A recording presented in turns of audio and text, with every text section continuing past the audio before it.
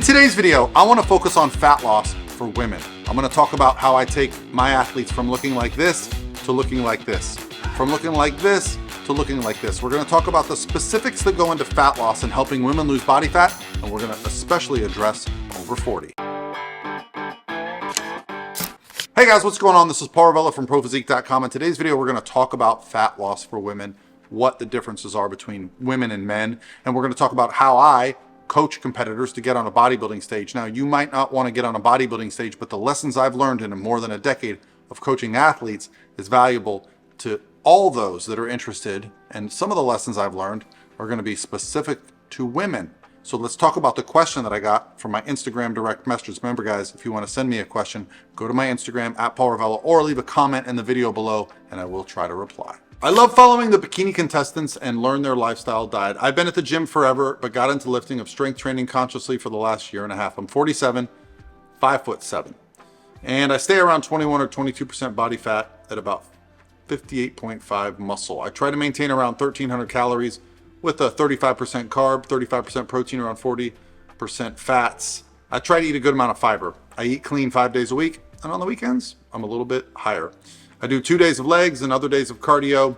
I know your YouTube are mostly geared towards men, but as a 47-year-old woman, how do I drop to 20% body fat? I currently weigh 133 and I want to come down. I felt like everything is right, but I don't know how to drop weight. Well, first of all, although my YouTube content tends to be male-centric, that's really because I'm a man and I think it has drawn men in. So I'd be very interested to hear from you women. If you're watching this video, if you'd like more content, because I coach mostly female competitors, okay? So I've had women, multiple women finish at the top 10 at the Bikini Olympia. I've also had women win world championships in the natural bodybuilding organizations.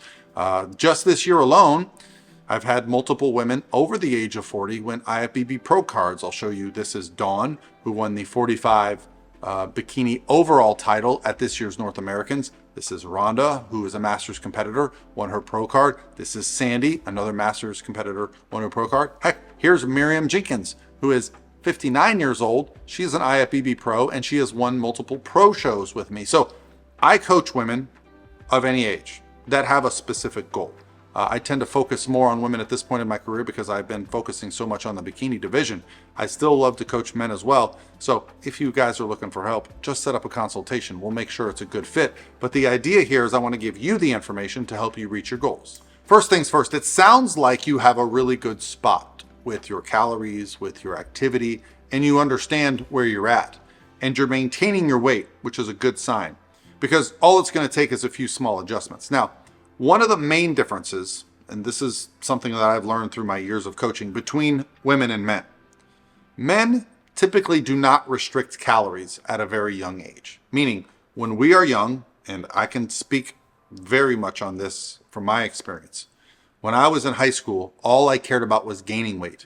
And as an active child playing multiple sports, baseball, volleyball, basketball, even football, I probably underate, despite stuffing my face at all-you-can-eat pizza bars and fast food restaurants. I still was extremely lean going into college. It wasn't until I was out of college and I had a regular job and I kept eating like a jerk that I started to put on some body fat.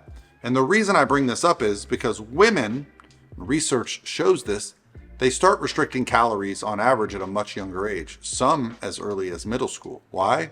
Well, you can talk about the pressure of society, you can talk about the pictures in the magazines, whatever it is.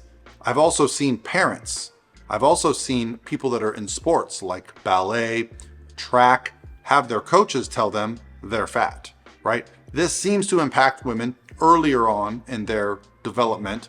And so what does this mean for us later in life? I mean, how many of us know a husband and wife couple that started a diet together?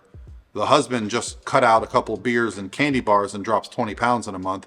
The wife is, working her butt off and dropped a pound, right? So why is that? Well, I think there are some adaptations that tend to occur with women earlier where they're restricting calories and maybe they get into some of these bad cycles. And this is where I've worked with many athletes on what I call a reverse diet. Now, if you want to get leaner, we'll talk about ways I can work around an adaptive metabolism.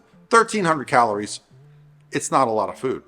and you're obviously doing higher calorie days on the weekends. However, what's probably preventing you from making progress at this point is your activity during the week and on the weekend is not helping you create a caloric deficit, right?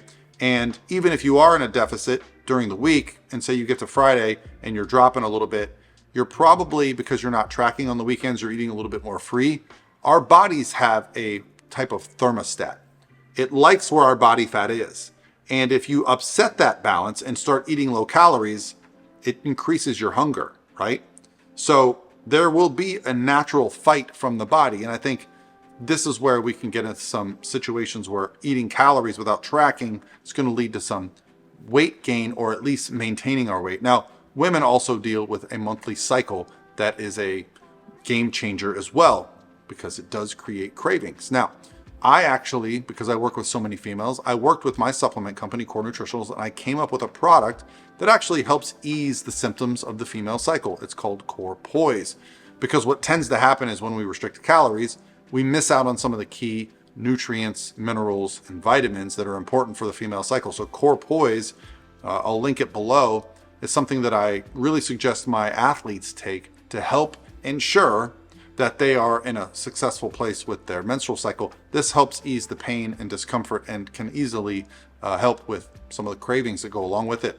But if you're tracking and you have cravings, it just comes down to deciding if you want to give into them or not. And sometimes when you're not tracking, it's not really a choice because you don't really understand what you're doing. So this is where I get really good results, because I work with people that have a very specific goal. If I have an athlete that's 4 weeks out from a show and she gets hungry, but she knows she's going to get on stage in a bikini in four weeks, guess what?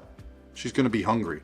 And I'll be honest, those of us that compete, myself, my athletes, we actually enjoy being hungry. Why? Because when you understand that hunger is simply your body's way of saying, hey, I'm not getting enough food, I'm in a caloric deficit, it actually feels good physically, psychologically to say, hey, I am in a deficit. Another issue that I have noticed with women specifically, and now maybe it's not the women, but women that compete, but this correlation is something I've made.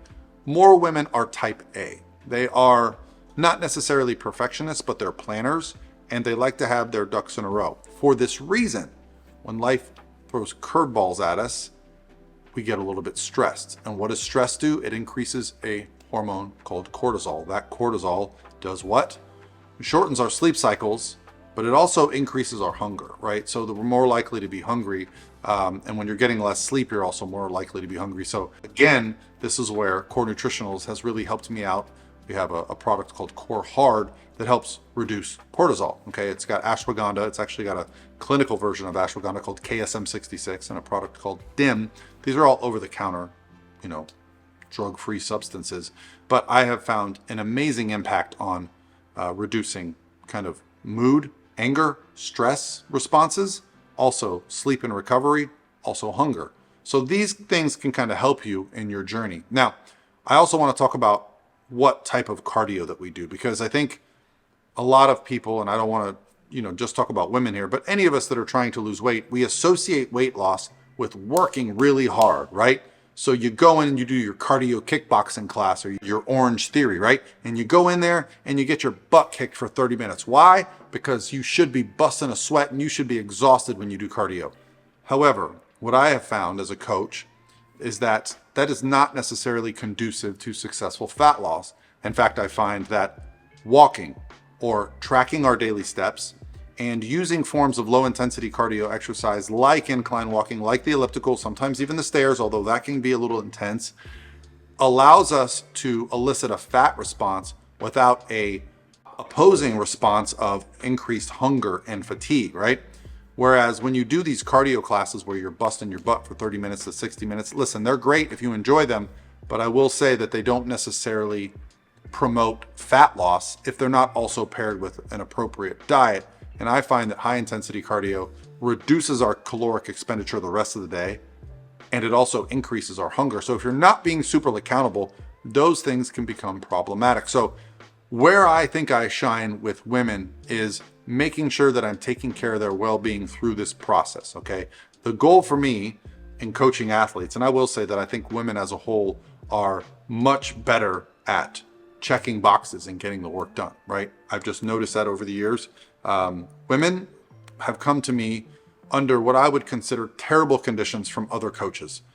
500, 600, 700 calorie diets, hours of cardio, zero carbs, zero sodium, ridiculous drug protocols from coaches that have never even dieted before. I've seen this over and over again, and it makes me think, damn, these women are beasts. They will push through anything to reach their goal.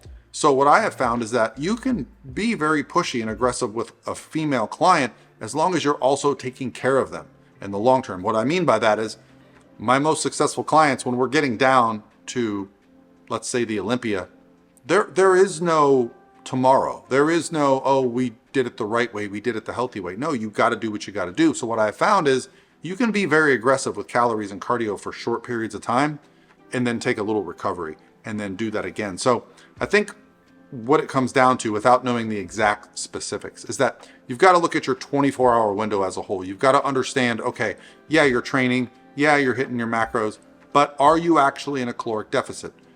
For this reason, when I'm talking to my athletes, they're checking in with me, not only with all their wellness scores, like how's their sleep, their stress, their adherence, these things, but I'm also tracking some measurements, a couple pictures, and weight.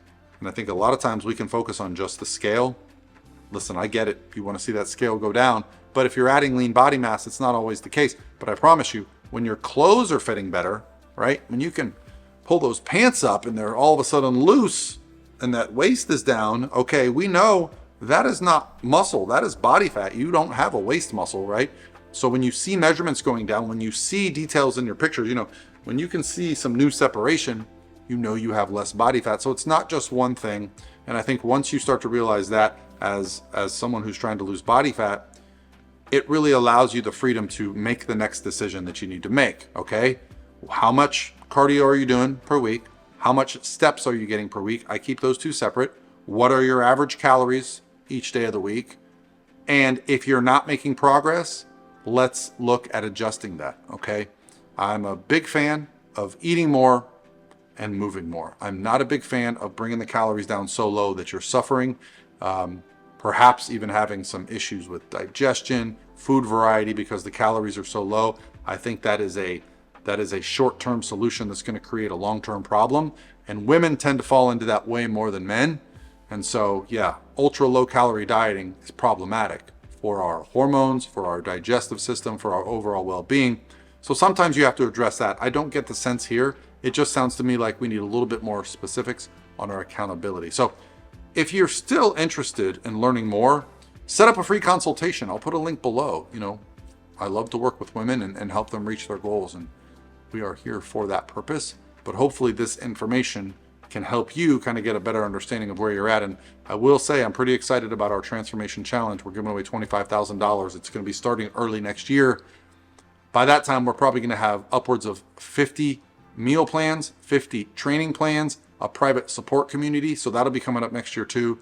And we do offer a nice little discount on our coaching around that time if you're wanting to wait. But if you want to start now and look good for the new year, let's go. I'm here to help. All right, guys. Let me know if you have any questions below, and I'll talk to you tomorrow.